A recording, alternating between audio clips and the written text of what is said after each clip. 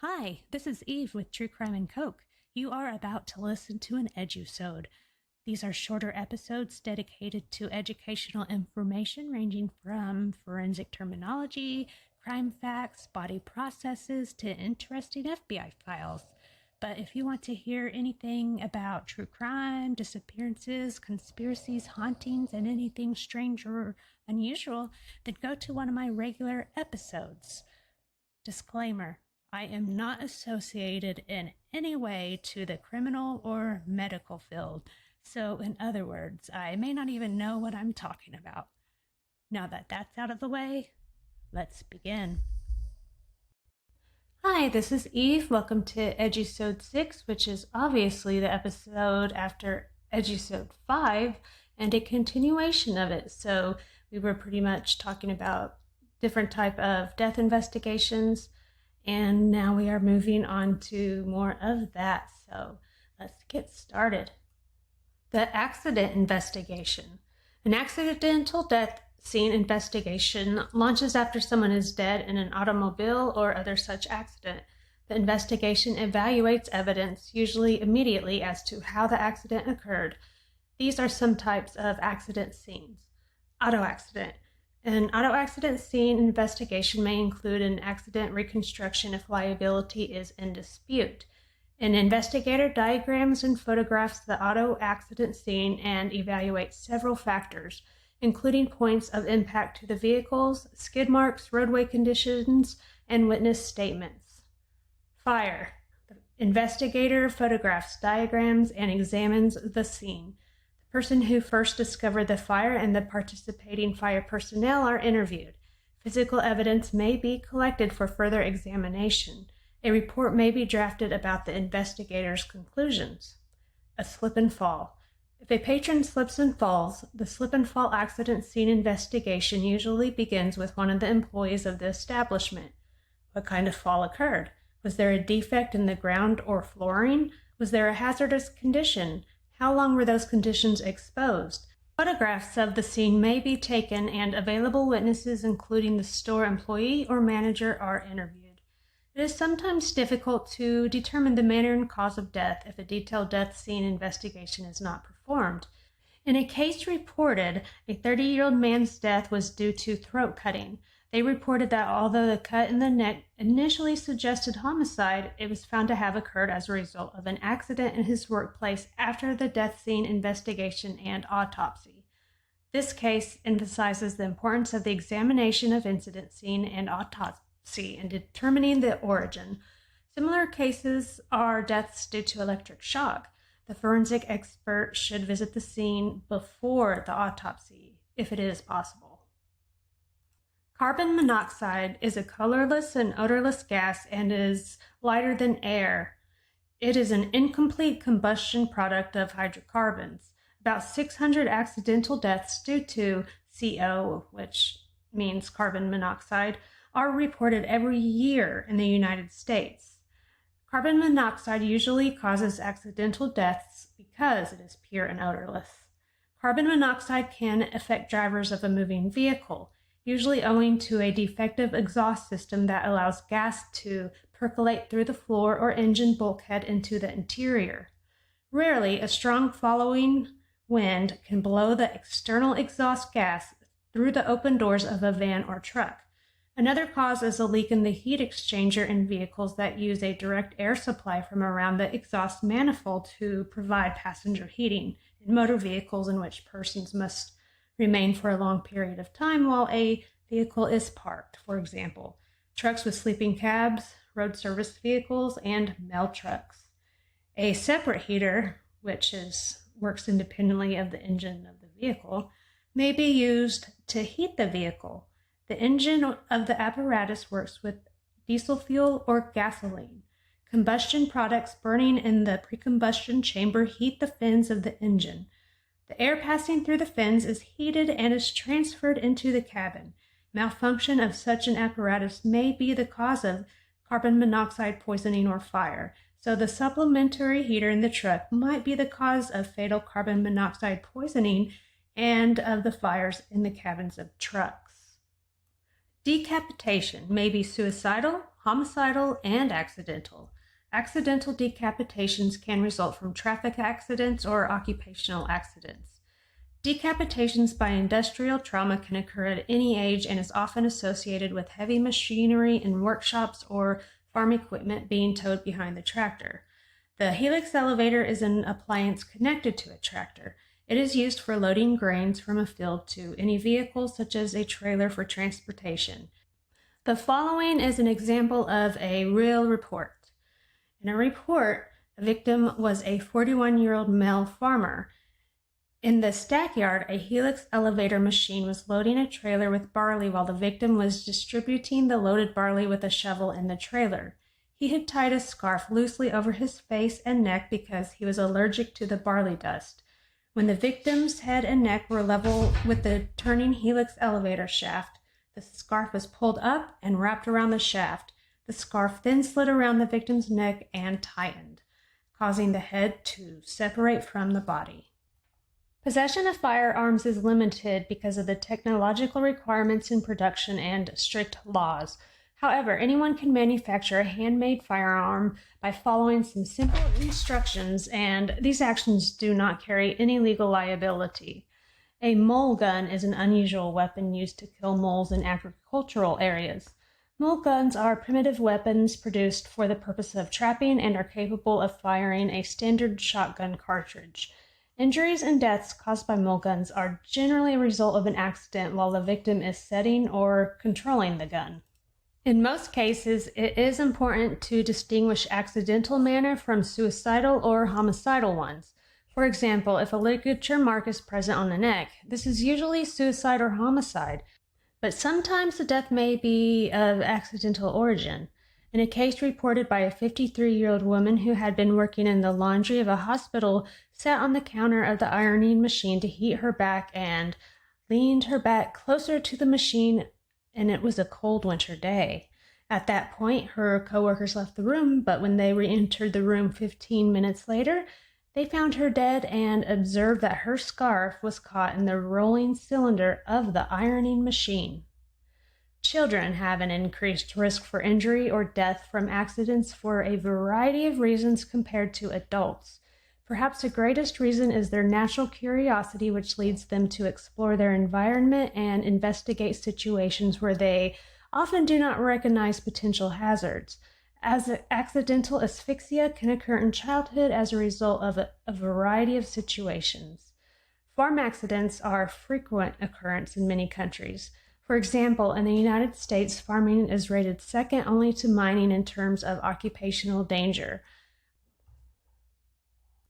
Unguarded agricultural power takeoff, or PTO, drive lines and the related components, including secondary drive lines powered by the PTO, have been historically recognized as serious farm-related hazards that can cause severe, permanently disabling injuries and death when entanglement occurs.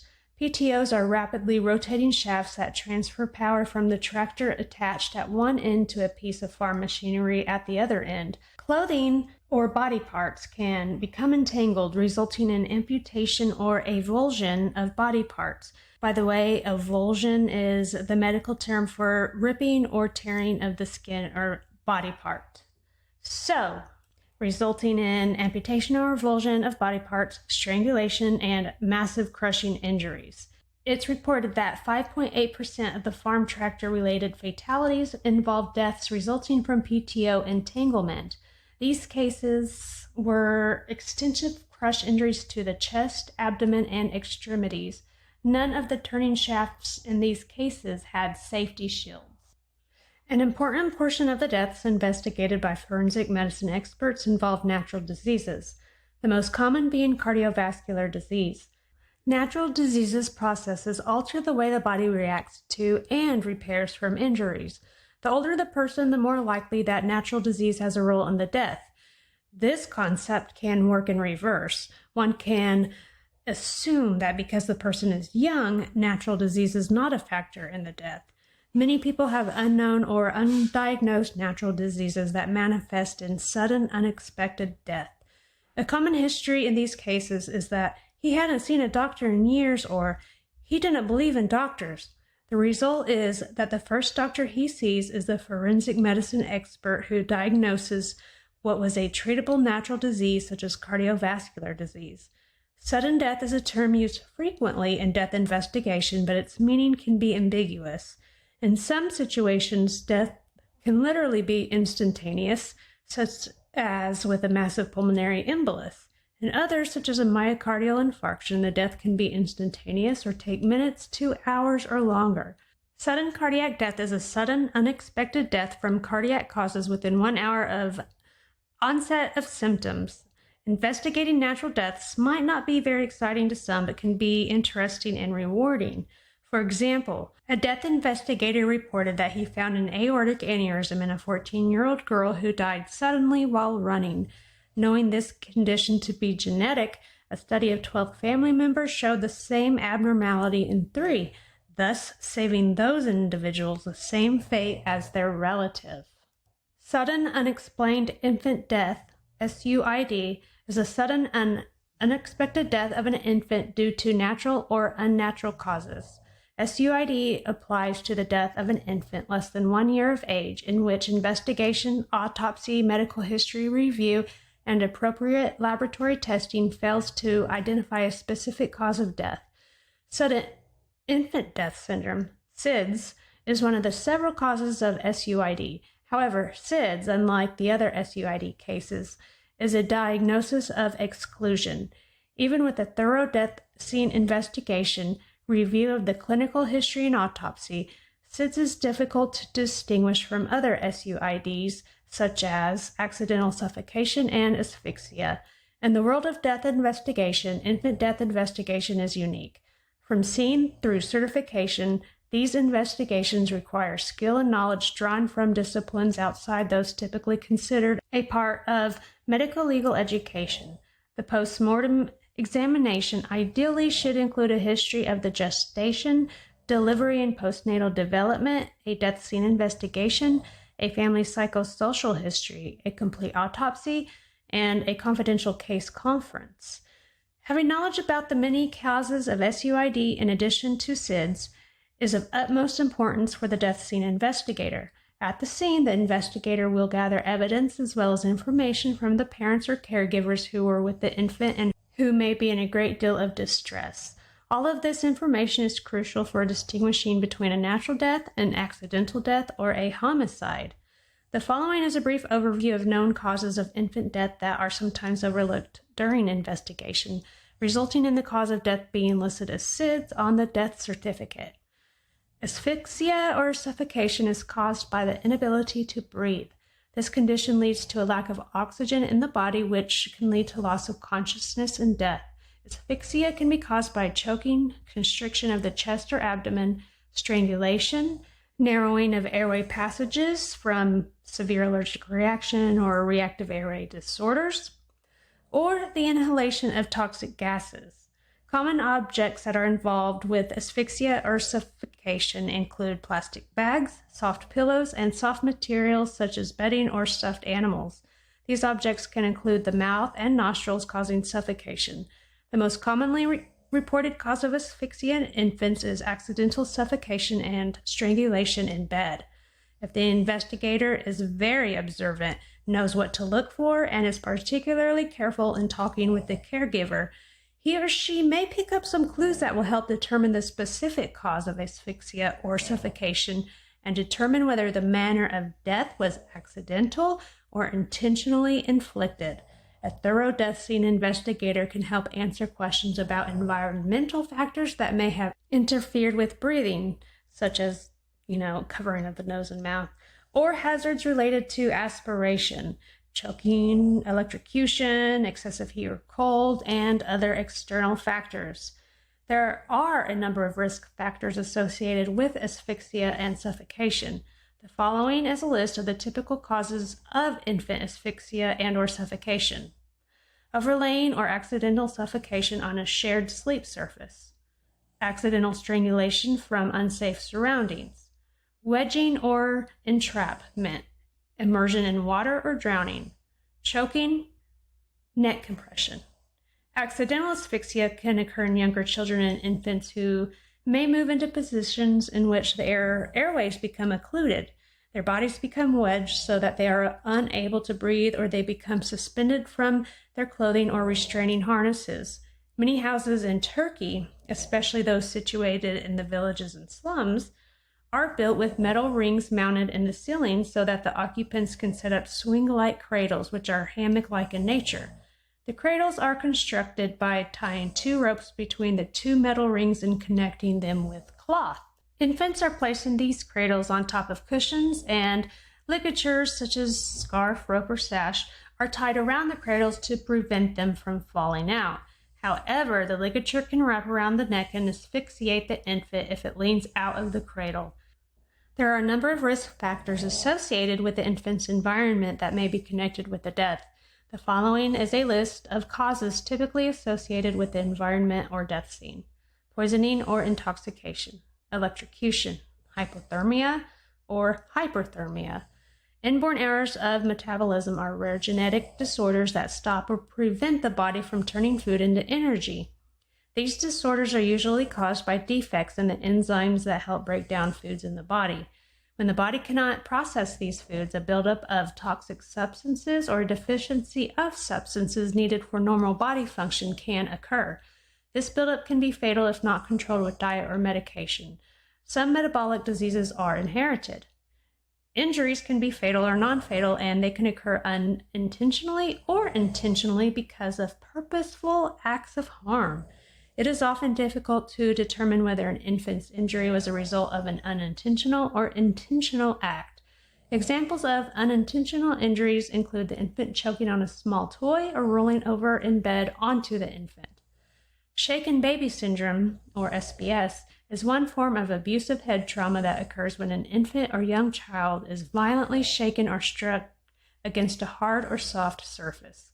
Shaking may cause bleeding over a large portion of the brain. SBS can cause severe brain damage as well as death. In cases where a child receives a head injury from a fall or other impact, there may be external signs of injury, such as bruising or abrasions on the scalp. In SBS, there may be no signs of injury on the infant.